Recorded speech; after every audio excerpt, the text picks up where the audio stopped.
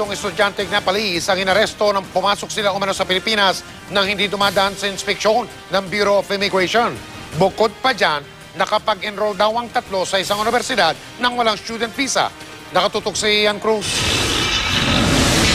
Sa video ko sa loob ng tanggapan ng Bureau of Immigration Facility sa Camp Bagong Diwa sa Taguig, makikita ang tatlong Nepalese students na sina Umesh Kadka, Pashupati Dahal at Pankaj Yadav. Kausap nila ang abogado ng Honorary Consul ng Nepal na si Attorney Noel Estrada. Dumating sila sa Maynila bilang turista noong April 7 mula Bangkok, Thailand.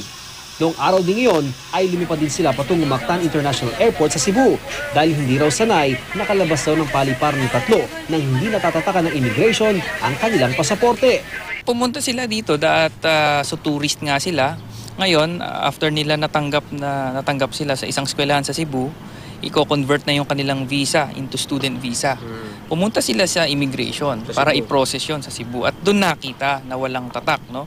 So ang advice sa kanila, pumunta sila sa airline company to certify yung arrival nila.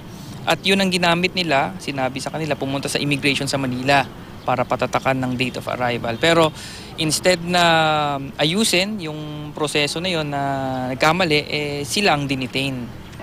Sumulat na rin daw ang Honorary Consul ng Nepal sa immigration upang patunayang mga estudyante ang tatlo. Pero sabi ng immigration, maraming paglabag sa batas ang ginawa ng tatlong Nepalese. Alam naman daw kasi dapat ng lahat ng dayuhan na kapag dumating ka sa ibang bansa, kailangan mong dumaan sa immigration clearance. Kaya maharap daw ang tatlo sa kaso.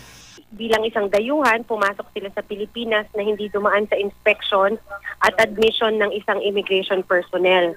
Higit pa riyan, meron din siyang violation dahil sila po ay currently enrolled at nag-aaral po sa isang universidad na wala po silang kaukulang student visa. Mananatili raw sa detention ng immigration ng tatlo at kapag natapos na raw ang proseso, malamang mapadeport ang tatlong Nepalese. Ian Cruz, Nakatutok, 24 Oras.